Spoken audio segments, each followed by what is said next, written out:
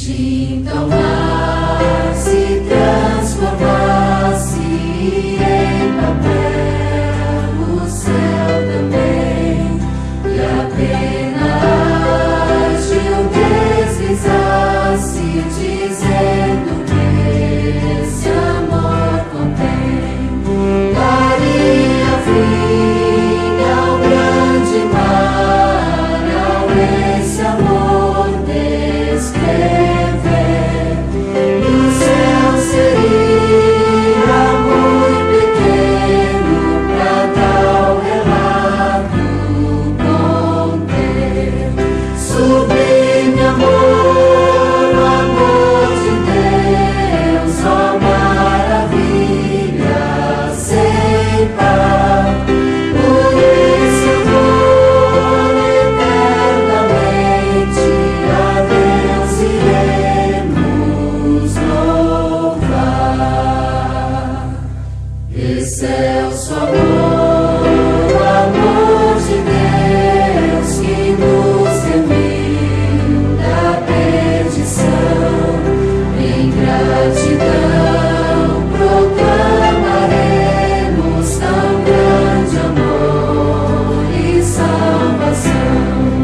E quando enfim no lar dos céus em doce glória eterna, pra sempre desfrutaremos do grande amor divinal. Sublime amor, o amor de Deus, ó maravilha sem par. Por esse amor eternamente a Deus iremos louvar.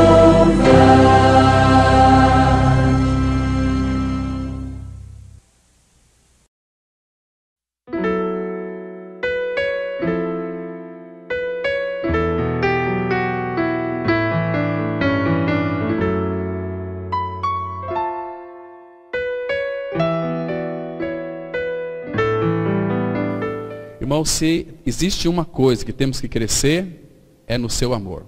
Como que nós podemos crescer no amor do Pai? Conhecendo o Pai, e o Pai é amor, Deus é amor, 1 João 4, Deus é amor. Então, quanto mais nós conhecemos o Pai, mais conhecemos o seu amor. Então, isso é um privilégio para nós, seus filhos, porque nós temos um Pai que ele não é nada mais, nada menos do que amor. E ele não faz outra coisa a não ser nos amar. Então vamos ler aqui, irmãos, 1 Pedro, capítulo 4, versículo 8. Vamos ler juntos. Acima de tudo, porém, tende amor intenso uns para com os outros, porque o amor cobre multidão de pecados. Vamos ter uma palavra de oração. Pai, no nome de teu Filho Jesus, nós entregamos nas tuas mãos, ó Pai, esse tempo que vamos passar aqui meditando na tua palavra. Pai, que teu Espírito venha trazer direção, venha trazer revelação, venha trazer, ó Pai, entendimento espiritual para cada um de nós, para que possamos contemplar, além da letra, a Ti mesmo. Pai, nós confiamos a tua palavra a Ti mesmo, porque ela é a tua palavra que é viva e eficaz, que é penetrante. Por isso, desvenda os nossos olhos, ó Pai, nessa oportunidade, para que possamos contemplar as maravilhas da tua palavra e meditar no teu grande amor, ó Pai, isso que faremos hoje, com a ajuda do Senhor. Por isso, Pai, ministra aos nossos corações, trazendo edificação. Pai, obrigado, porque nós somos possuídos pelo teu amor. Fala com cada um de nós, pelo teu Espírito, na revelação da palavra. É o que nós te pedimos, em nome de teu amado Filho Jesus Cristo. Amém. Eu quero te amar, pois meu Senhor, atende a minha voz, ó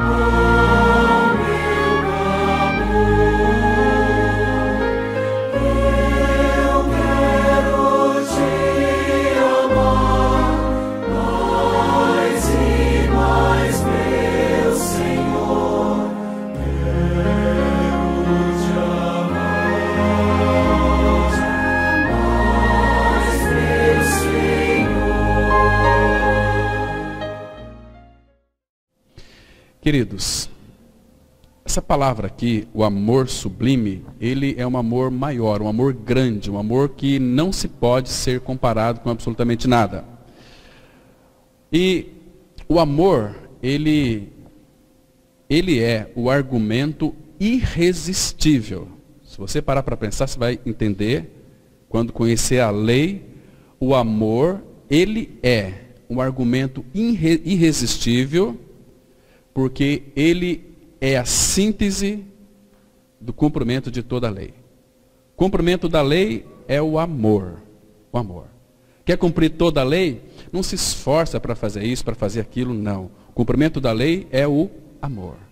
Quando nós amamos ao Pai, amamos nossos irmãos, porque é impossível nós não amarmos a Deus e não amar os nossos irmãos.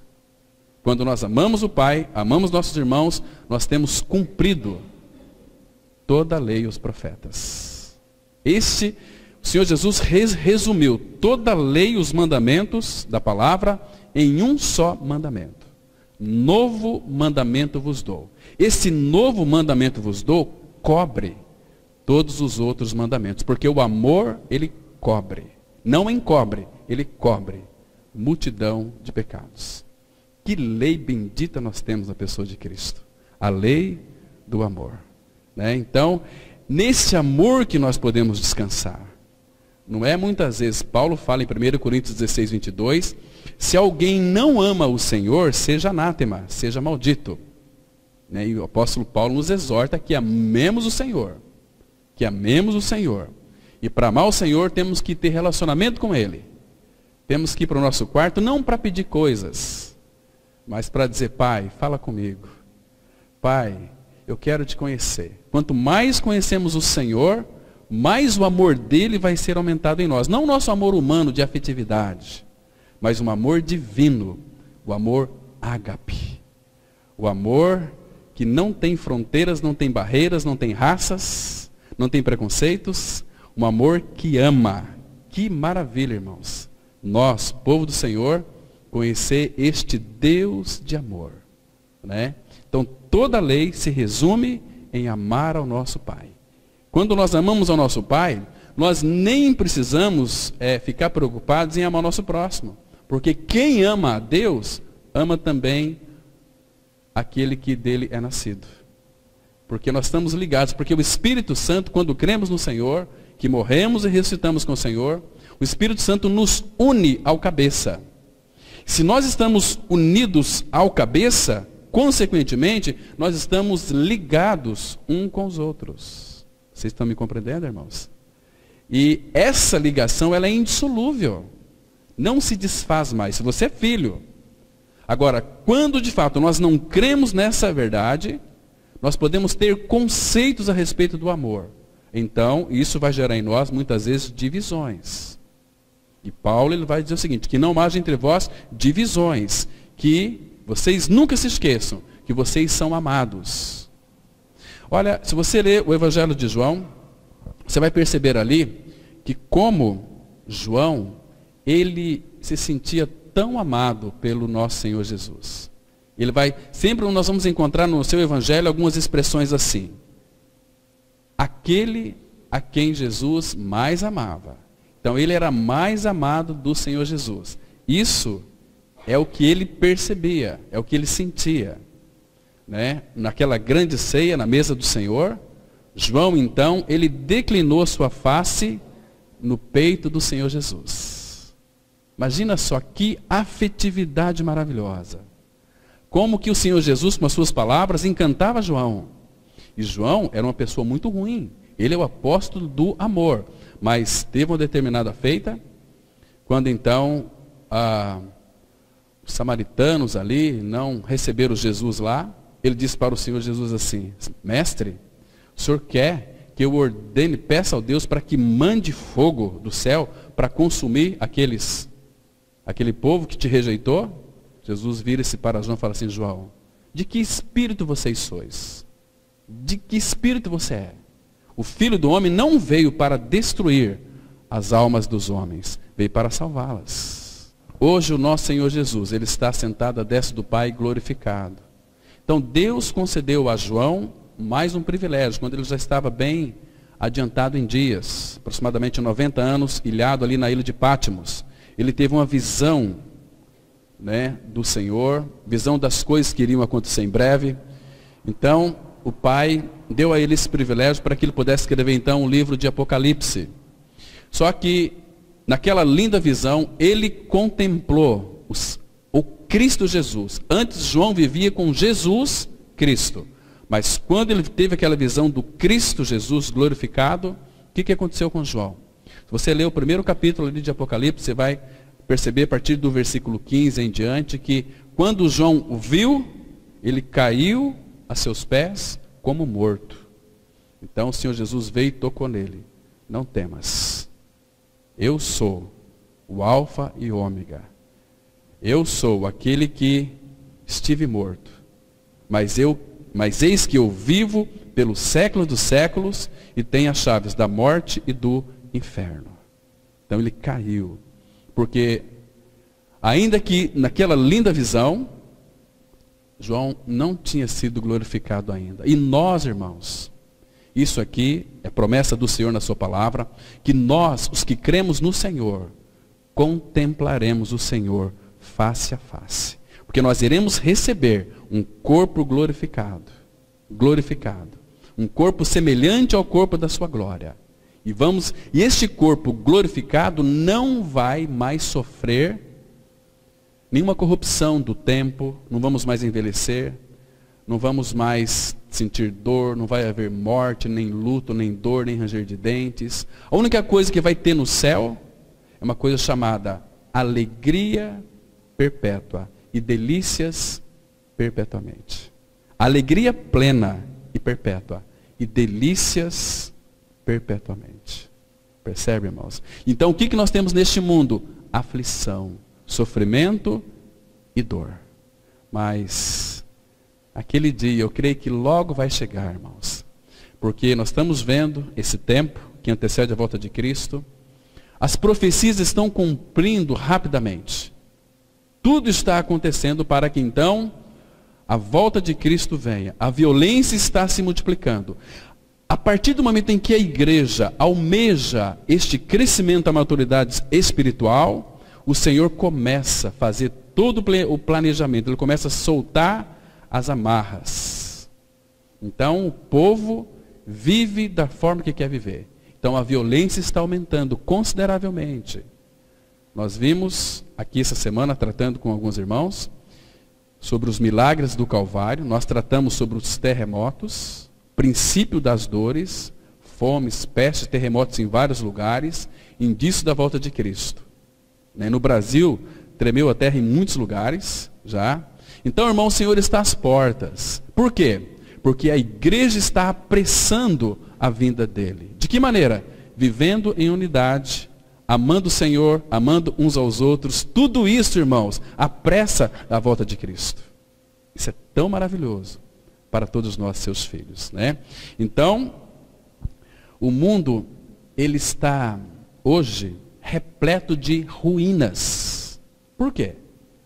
Porque aquele amor eros, ele prometeu muitas coisas, o amor eros, mas ele não forneceu nada para satisfazer este amor. É só promessa. Né? Temos o amor filéu, o amor de amigos, o amor de afetividade. Né? Temos também o amor storge.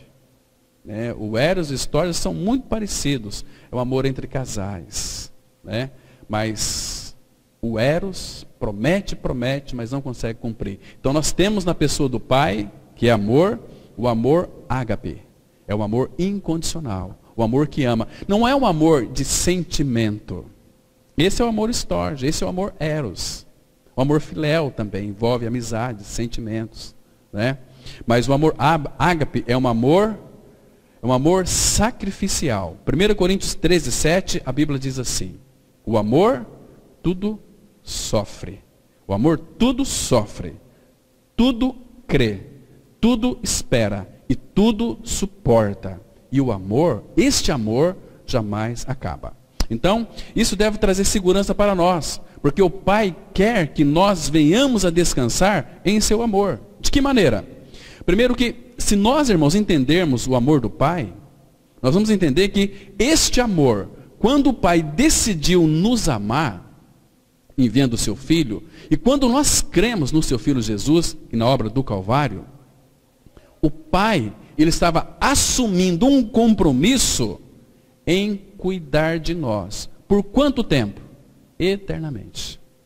Neste mundo, ele sabe dos perigos que nós estamos enfrentando aqui.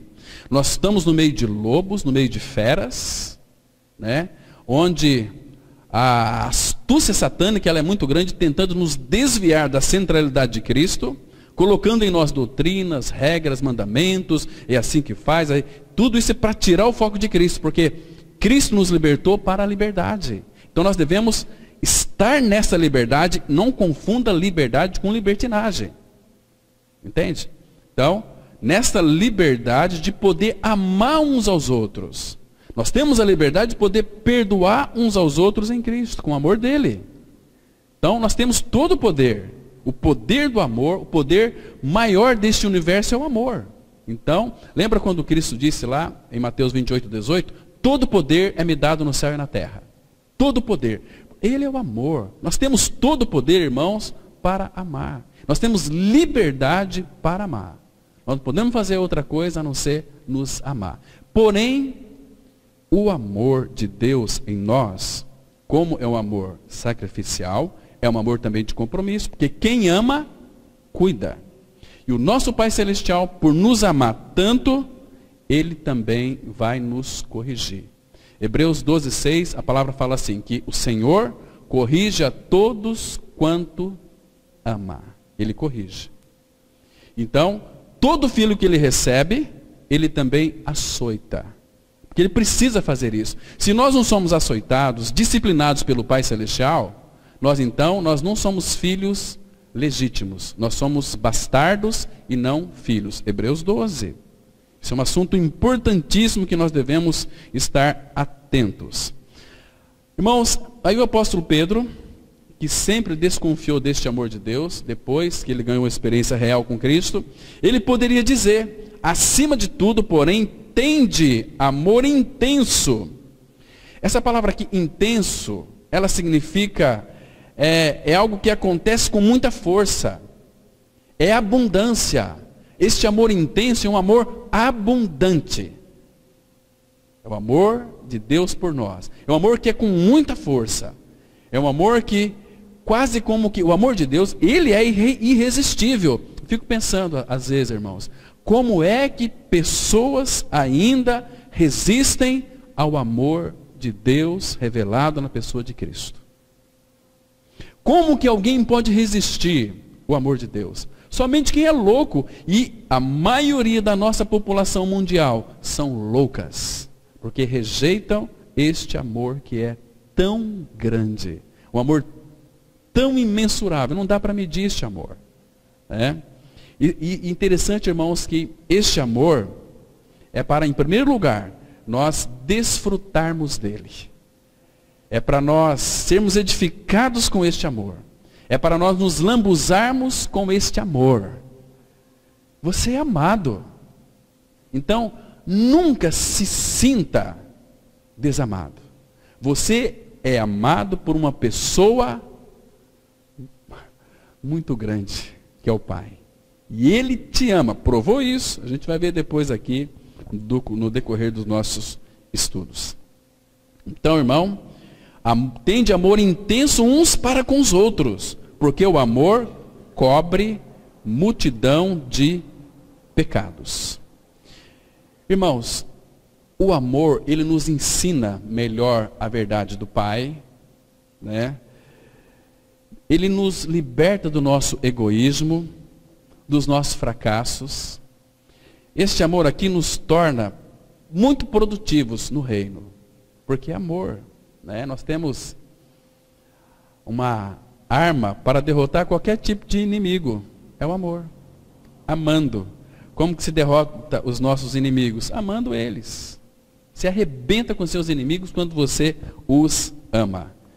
Então, quando tudo vai bem, eu creio que todos nós sentimos, né? Nós vamos ter dúvida do amor de Deus por nós. Mas e quando as coisas começam a apertar? Né? E aí?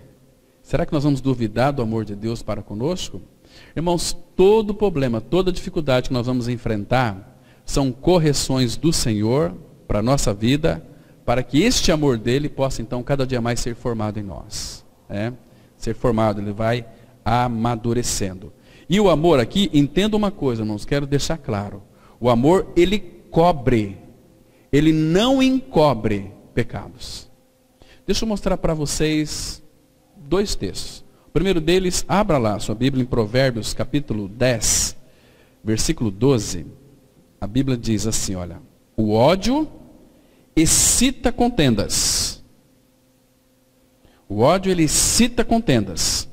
Mas o amor, ele cobre todas as transgressões. Ele cobre todas. Como é que nós podemos entender isso aqui? Irmãos, quando diz que o amor cobre multidão de pecados, Deus não está aqui afiançando para nós fazermos coisas erradas. Não é esse sentido aqui. Estão me compreendendo? No sentido de que você vai errar contra mim e eu vou errar contra você. Mas o amor de Deus, ele cobre tudo isso. O amor de Deus está acima de todas as nossas desventuras.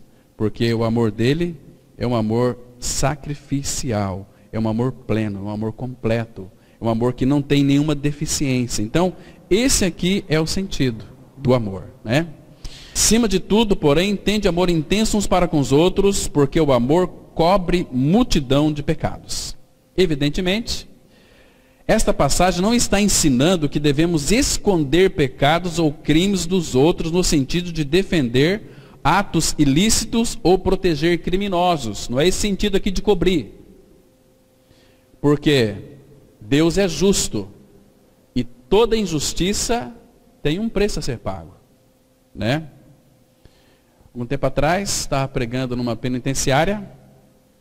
É muito fácil você conhecer aqueles que são filhos de Deus e aqueles que não são filhos de Deus. Os filhos de Deus, que creram de fato, embora era um rapaz que tinha matado a sua mãe, ele falou assim para mim: olha, Cláudio, logo no início começamos a pregar para ele, eu mereço o inferno, porque eu matei minha mãe. Ele era um viciado em drogas, e ingeriu drogas, a mãe começou a falar com ele, ele não sabe como, e esfaqueou a sua mãe, e ela veio a falecer, e depois ele caiu em si, não fugiu, foi preso, e foi condenado a pena máxima, 30 e poucos anos de reclusão. Estava na penitenciária e nós fomos pregar para aquele rapazes ali, e ele apareceu e falou: olha, para mim não tem mais perdão, e eu matei minha mãe, e ele estava totalmente transtornado, desnorteado. Eu falei: meu amigo, ele contou toda a história. Depois eu falei assim: olha, tem uma pessoa que veio para te perdoar. Quem é essa pessoa? Não tem como. Tem sim, Jesus Cristo. Ele veio para lhe dar uma nova vida, para trocar o seu coração por um novo coração. Ele disse que todo pecado que os homens cometerem, ser-lhe-á perdoado. Agora, você pode não ser perdoado se você resistir ao Espírito. Esse é um pecado mortal. Mas será mesmo? Falei: vamos estudar a palavra, abra sua Bíblia. Mostramos os textos, lemos com ele. Ele estava tão assim, dentro de uma masmorra infernal, preso com as algemas invisíveis, que quando o Evangelho desceu para o seu coração, aquela lágrima desceu dos seus olhos, aquela alegria de poder ter crido em Cristo. Fala: puxa vida, que Deus maravilhoso, é muito amor. E a partir daí ele falou o seguinte: olha, eu quero cumprir minha pena aqui, mas eu sou liberto em Cristo. Cristo é a minha vida. Meus irmãos, que maravilha que foi. Que precioso é saber que um assassino, um matricida, Deus, pelo seu amor, consegue perdoar. Mas o mundo aí não perdoa, o mundo tem que condenar, tem que ter pena de morte para ele. Mas ele creu que foi incluído no corpo de Cristo. E ali ele perdeu a sua velha vida e ganhou a vida de Cristo. Cristo o perdoou. Diferente, ele falou, eu quero ser agora aqui nessa penitenciária uma bênção para os meus colegas. Ele falava ali, irmãos. Eu fiquei tão triste porque fiquei ali 1 ano ministrando aquela penitenciária. Depois ele foi transferido para bem pertinho da cidade dele, e ele falou para mim o seguinte, olha, eu tive informação, né, que a minha pena, ela foi reduzida, porque eu estou tendo bom comportamento, e eu não sei porquê, mas era 30, então eu vou ficar recluso 10 anos. Falei, meu irmão, que bênção. Mas eu queria ficar os 30 anos aqui, para ajudar os que chegam aqui, tudo quebrados, arrebentados. Eles estão aqui hoje, Cláudio, porque eu sei, porque eles foram rejeitados, não foram amados, e eles precisam saber que Deus os ama. Que maravilha. Alguém que entendeu o amor do Pai, recebeu o amor do Pai, foi liberto, é o irmão em Cristo Jesus. Que maravilha. Você poder entrar no céu e encontrar lá aquele que era o maníaco do parque, que era um bandido, um assassino, um estuprador. E ele é um irmão querido porque ele tem confessado a sua morte e ressurreição com Cristo. Que maravilha, irmãos. A especialidade de Jesus pelo seu amor é vir buscar bandido. Gente que não presta. Mas ele não vai cobrir aqui essa questão de proteger. Cada um desses bandidos tem a sua pena sim. Mas se crê no Senhor é liberto. Mas tem as consequências. Quais são as consequências? Ficar recluso para pagar a sua pena, porque existem leis que precisam ser cumpridas. O foco desta passagem é claramente naquilo que tange a vida pessoal. E eu devo amar o meu próximo ao ponto de cobrir, ou seja, esquecer e evitar espalhar aquilo que ele fez contra mim. Este texto não está dizendo que devemos então fazer vista grossa de pecado. Não é isso, irmãos. O próprio Senhor nos ensinou das consequências de pecado não arrependido. Em Lucas 13, 3b, diz assim a palavra: se, porém, não vos arrependerdes, todos igualmente pereceis. O contexto aqui é a morte dos galileus, que Pilatos misturou com o sacrifício que eles faziam. E também da torre de Siloé que caiu. Então os discípulos falaram o seguinte, olha, aqueles galileus que morreram, né, que Pilatos, então eles ofereciam o sacrifício, e Pilatos os matou, e pegou o sangue deles, né, e misturou lá, etc. Então, porque eles eram mais pecadores, Jesus disse não. Todos. Se, porém, não vos arrependerdes, todos igualmente perecereis. Eu não mato, eu não roubo, eu não fumo, eu não me prostituo. Então eu sou um filho de Deus. Não é filho de Deus. Você é a pior tranqueira que tem. Porque é mais fácil Deus salvar uma pessoa que se considera ruim de fato, como os bonzinhos. Os bonzinhos, eles se bastam na sua própria bondade. Eles são puros, diz a palavra, aos seus próprios olhos. Eles se acham salvos. Como que Deus vai salvar alguém que se acha acima de Deus? Mas se não vos arrependerdes, todos igualmente perecereis. Irmãos, quando fala aqui, se porém não vos arrependerdes, quem concede o arrependimento para nós é Deus. Romanos capítulo 2, versículo 4, abra lá. Veja aqui. Aqui vai mostrar que é a bondade de Deus. Mas aqui no grego, essa palavra bondade está relacionado ao amor. Ou desprezas a riqueza da sua bondade, a palavra bondade aqui é do seu amor. Bondade e tolerância e longanimidade, ignorando que a bondade de Deus é que te conduz ao arrependimento. Quando nós nos arrependemos é porque Ele vai nos conduzir ao arrependimento. Nós sabemos que o Filho foi enviado por amor, ele morreu na cruz por amor, ressuscitou. E veja o que aconteceu aqui, Atos 5, 30 e 31. O Deus de nossos pais ressuscitou a Jesus, a quem vós matastes, pendurando no madeiro. Deus, porém, com a sua destra, o exaltou a príncipe salvador, a fim de conceder a Israel o arrependimento e a remissão de pecados. Percebe? É Deus que concede o arrependimento. Eu preciso me arrepender. Você precisa e deve se arrepender e viver uma vida de arrependimento. Mas nunca se esqueça que é Deus quem concede para mim e para você o arrependimento. Então, com o arrependimento dele, nós podemos nos arrepender, voltando-se para ele. Que lindo, irmãos. Então não adianta você se colocar numa posição melhor do que os outros. Todos nós nascemos pecadores, uma natureza adâmica, mas Cristo veio e trocou essa natureza, nos incluindo na sua morte e ressurreição, para vivermos uma vida de amor. Felizmente, a vida cristã de muitos parece um ritual vazio, e se não temos certeza do amor de Deus nos momentos em que mais precisamos, está na hora de entender o significado do amor divino. O amor divino é profundo. Você nunca vai encontrar o pé deste amor. Você não dá pé. É muito profundo. Muito profundo. Às vezes a gente pula dentro de um rio, e você não consegue relar teu pezinho lá embaixo. Assim o amor do Pai. Você pula naquele oceano do amor, você nunca vai encontrar pé, porque ele é tão profundo, um amor profundo. O amor divino, ele é profundo, ele é libertador, sem limites e imposições. O que ele impôs para que você fosse salvo? Nada. Ele te amou.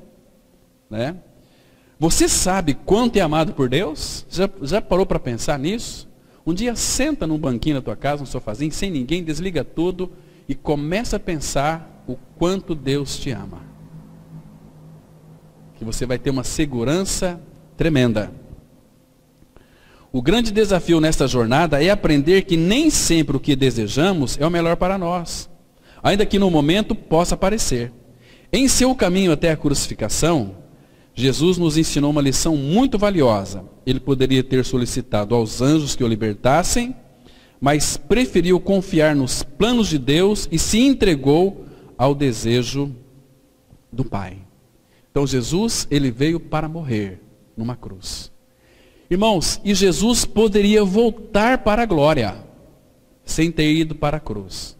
Porque aqui nesse versículo que nós vamos ler agora, em Lucas 9:51, vai mostrar que chegou o tempo dele voltar para o céu. E ele poderia voltar para o céu sem morrer numa cruz. Então ele disse para o Pai lá no Getsemane: Pai, se possível for, se tiver uma outra maneira de eu salvar os pecadores, sem me apartar de ti, eu quero isso, Pai. Mas se não tiver jeito, eu estou aqui, Pai. Faça-se a tua vontade, não a minha. Então Jesus, chegou o tempo dele ser assunto aos céus, de voltar para a glória. Por isso que céu, irmãos, nós muitas vezes pregamos o evangelho de uma forma tão distorcida. Você tem que crer em Jesus para ir para o céu. Você não vai para o céu. Céu não é um lugar para onde a gente vai, é um lugar para onde a gente volta. Nós estávamos nele desde a fundação do mundo. Saímos dele, ele nos fez. Então, céu é um lugar de volta. Nós vamos voltar para lá. Então, veja aqui, Lucas 9:51, a palavra diz assim: E aconteceu que, ao se completarem os dias em que devia ele ser assunto ao céu, manifestou no semblante a intrépida resolução de ir para Jerusalém. Percebe aqui, então? Completou os dias. Ele tinha que voltar. Mas, irmãos, ele manifestou no semblante uma intrépida resolução. Ele tomou a iniciativa de ir para Jerusalém. Ir para Jerusalém fazer o quê, irmãos? Ali ele iria consumar uma obra perfeita que nos libertaria do nosso pecado. Por isso que ele disse lá em Lucas 9:44, fixai nos vossos ouvidos isso. Abra lá, irmãos, Lucas 9, versículo 44 e 45. Aqui, irmãos, ele nos chama muito a nossa atenção. Ele quer que a gente fique fixado nisso, que não venhamos tirar os olhos disto. Porque, irmãos, isso aqui para nós é tão importante, irmãos. Então, Jesus, o Senhor Jesus, ele pediu para que nós fixássemos isso em nossos ouvidos. Fixe bem. Ele disse assim, Lucas 9:44. Fixai nos vossos ouvidos as seguintes palavras. Presta atenção aqui. Que palavras que ele quer que a gente fixe em nossos ouvidos? O Filho do Homem está para ser entregue nas mãos dos homens. Claro que aqui ele está falando da sua morte e ressurreição, em Jerusalém. Mas veja a reação dos discípulos. Eles, porém, não entendiam isto. E foi-lhes encoberto para que o não compreendesse, e temiam interrogá-lo a esse respeito. O apóstolo Paulo ele vai dizer, lá em 2 Coríntios 4, 3 e 4, ele fala assim, se o nosso evangelho ainda está encoberto, é para os que se perdem que está encoberto, nos quais o Deus deste século cegou o entendimento dos incrédulos, para que não lhe resplandeça a luz do evangelho da glória de Deus na face de Cristo. Este evangelho ainda está encoberto, é o evangelho do amor, porque Paulo diz em Romanos 1, é o evangelho de seu Filho Jesus.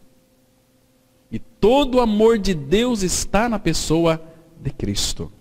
Mas, irmãos, que texto lindo esse aqui. Quando completou os dias que ele devia ser assunto ao céu, ele manifestou na sua face, no seu semblante, uma intrépida resolução de ir para Jerusalém para morrer por mim e por você. E fazer você participar da sua morte e da sua ressurreição. Por favor, não se esforce para tentar agradar a Deus. Ele quer que você se agrade dele, quer que você se delicie no amor dele. Ah, nós temos que fazer, porque... Espera aí, primeiro desfruta do seu amor. Primeiro esteja com ele. Esteja ali aos pés de Cristo. Porque você foi aceito. Não por nada do que você fez, mas por aquilo que Cristo fez. E por aquilo que Cristo fez, Deus se agrada de você. Porque você creu naquele sacrifício do Filho. Entende? Efésios 1,6 vai dizer o seguinte, olha. Para louvor e glória da sua graça, pela qual nos fez agradáveis a si no amado. Irmãos, parou para pensar aqui? Glória da sua graça, pela qual Deus, nos fez. Deus nos fez, aprecia essa palavra. Ele nos fez agradáveis a Ele mesmo, em Cristo. Ai, achei o segredo. É Jesus no coração. Porque, irmãos, nós falamos algum tempo atrás aqui sobre o prazer de Deus, lembra? Que Deus, a palavra tem lá o Éden, lembra? Lá em Gênesis, Tinha o Éden. Só que no Éden, Deus criou o jardim. E colocou no Éden, no jardim, o homem. Éden, segundo o hebraico, significa prazer, satisfação de Deus. Então, no Éden, não era o jardim do Éden. No Éden, Deus criou o jardim. E colocou o homem ali no jardim. Então, Deus tinha prazer no homem, porque o homem estava no jardim, estava o Éden. Éden é o prazer de Deus. E o homem estava ali no jardim. Então, Deus tinha prazer no homem, porque Éden é lugar de prazer. Por isso que Cantares vai dizer o seguinte. Salomão, figura de Cristo, falando para a sua noiva. Jardim fechado és tu, querida minha, noiva minha. Esse jardim que foi perdido lá no Éden, porque quando o homem pecou, Deus tirou o Éden do jardim, ficou o jardim. Mas o jardim sem Éden, Deus não tem nenhum prazer, porque Deus não tem prazer no pecado. Agora, irmãos, quando Cristo se fez carne, quando ele é batizado lá no Jordão, quando ele sai das águas, o Espírito Santo, em forma corpórea de uma pomba, pousa sobre ele, então, a gente pode ouvir aquela voz do Pai. Este é meu filho amado, nele eu tenho todo o meu prazer. Onde é que está o nosso Éden? No Senhor Jesus. Então, quando Cristo é nossa vida, o Pai tem prazer no Filho. Nós somos, hoje, o Éden do Pai, porque temos Cristo. E o Pai tem o seu prazer nos filhos. Ele fala isso para nós lá no Salmo 16, versículo 3. Quanto aos santos que há na terra, são eles os notáveis, nos quais eu tenho todo meu prazer.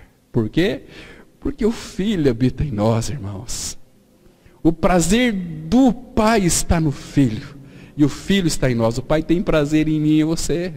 Você está me entendendo isso? Isso é glorioso demais. Isso é muito profundo, irmãos. É o amor de Deus escancarado para nós. Que maravilha é isso. Então Ele quer que a gente se deleita neste amor. No amor dEle. Ah, o nosso Senhor é tão maravilhoso. Temos que conhecê-lo, temos que amá-lo, viver nele. Paulo falava, para mim o viver é Cristo, e o morrer é lucro, porque eu sei quem tenho crido. Ele é o amado da minha alma. Eu sou escravo por amor a Ele. Andeis em amor, amai-vos uns aos outros. Olha para Ele, olha para Ele. O problema é que nós olhamos para os nossos defeitos, né? Mas o amor, Ele cobre multidão de pecados, irmãos. Então, preste atenção aqui. Ele nos fez agradáveis a Ele mesmo, mas no amado. Então, se você tem Cristo, e por causa de Cristo, você é aos olhos do Pai, aos olhos do seu amado Senhor, a coisa mais cativante que existe neste universo. Saiba disso. Não esqueça disso, irmão. Se você tem Cristo no seu interior, se você já creu que está crucificado com Cristo, Cristo é a sua vida, você é a pessoa, aos olhos do Pai, que mais o cativa em todo este universo. Você. Por quê? Porque o Filho habita no seu interior. E o Pai se delicia em você. Abra, tem um texto muito precioso, Isaías, capítulo 62. Queridos, o Senhor se delicia em ti. Isaías 62. Vou ler aqui a partir do versículo 3. Olha, irmãos, aprecia isso. Isaías 62, versículo 3. A palavra fala assim, olha. Isaías 62, versículo 3. Serás uma coroa de glória na mão do Senhor, um diadema real na mão do teu Deus. Você. Agora, olha o versículo 4, irmãos. Presta atenção. Presta atenção aqui. Não se distraia. Nunca mais te chamarão desamparada. Nem a tua terra se denominará jamais desolada. Mas chamar-te-ão minha delícia. E a tua terra desposada, porque o Senhor se delicia em ti, e a tua terra se desposará. Agora veja os 5, irmãos.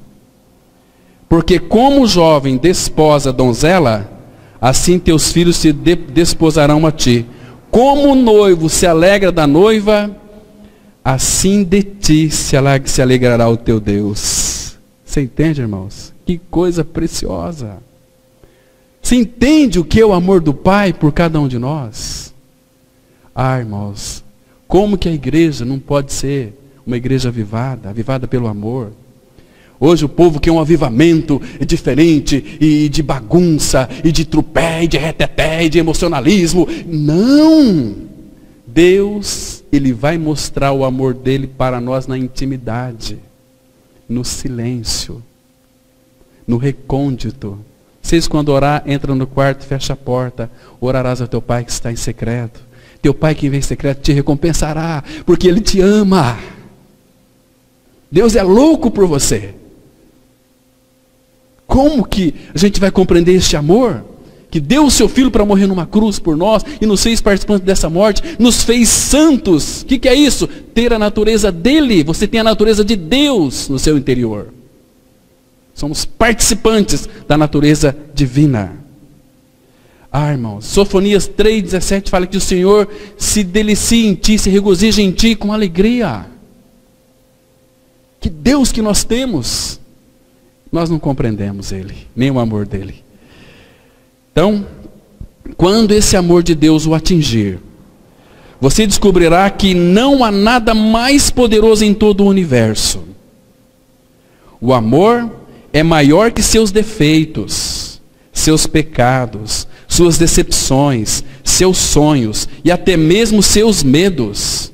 Deus sabe que quando você provar a intensidade de seu amor, sua vida será para sempre transformada. O Senhor nos ama mais do que a nós mesmos. Nada pode vencê-lo. E nada além do amor de Deus poderá lhe dar eterna segurança. O amor de Deus por nós nos deixará para sempre protegidos. Como é que nós sabemos disso? Vamos ler aqui apenas 2 versículos. Romanos 8, 38 e 39, a palavra fala assim: porque eu estou bem certo de que nem a morte, nem a vida, nem os anjos, nem os principados, nem as coisas do presente, nem do porvir, nem os poderes, nem a altura, nem a profundidade, nem qualquer outra criatura poderá separar-nos do amor de Deus que está em Cristo Jesus, nosso Senhor. O que pode nos separar deste amor mais, irmãos? Fomos unidos a Cristo. Se você pode crer nessa palavra, aleluia por isso. Vocês entendem porque cristianismo é louvor apenas, é festa, é celebração? Éramos pecadores, estávamos no inferno, mas Cristo veio e nos tirou deste tremedal de lama, e nos colocou sobre a rocha e nos firmou os passos. Fomos arrancados do mundo e plantados em Cristo, nele radicados. Criamos raízes em Cristo. Então por isso nós produzimos fruto. E o primeiro fruto em nós a ser produzido é o amor. O fruto do Espírito é amor, paz, alegria. Meus irmãos, onde que nós fomos colocados? E claro que o contexto desse Romanos 8 aqui, ele já começa dizendo o seguinte, Romanos 8:1. Agora, porém, nenhuma condenação há para aqueles que estão em Cristo Jesus. Nenhuma. Aí depois ele fala, se não há nenhuma, então, aqui você tem que ter uma convicção. Eu estou bem certo.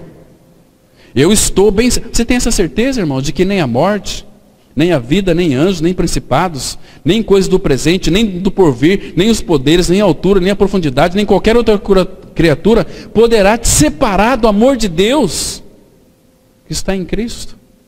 Coisas do presente, às vezes a gente se preocupa tanto com o presente, né? Como é que vai ser isso? Nada pode nos separar. Nós somos dele, pertencemos a ele. Então não temas as coisas que você tem que passar. Tudo tem um propósito. Essas coisas que você tem que passar, talvez está passando ou vai enfrentar, tudo isso vai ser bênção na sua vida. Tudo isso vai cooperar para o bem daqueles que amam a Deus. Tudo isso para nós é vitória. Agora, o que vem para nós é só bênção, ainda que sejam, muitas vezes, tribulações, sofrimento, dores, mas tudo isso para nós é bênção. As verdadeiras e autênticas, genuínas bênçãos de Deus, elas chegam até nós disfarçadas em caixinhas de tribulação. Agora, a nossa atitude diante da tribulação é que vai determinar que tipo de Cristo nós cremos. Reclamação, murmuração, significa que nós não entendemos nada do amor do Pai. Agora, se Cristo é a nossa vida, irmãos, Ele disse que irá pelejar as nossas guerras, Ele que irá ser a nossa vanguarda, Ele que vai lutar as nossas guerras. Então, vem um problema, vamos virar as costas para o problema, nos prostrar diante do Senhor, como faziam os irmãos do passado. Os inimigos vinham, eles se prostravam diante do Senhor, e o Senhor batalhava as guerras deles, e não perdeu nenhuma.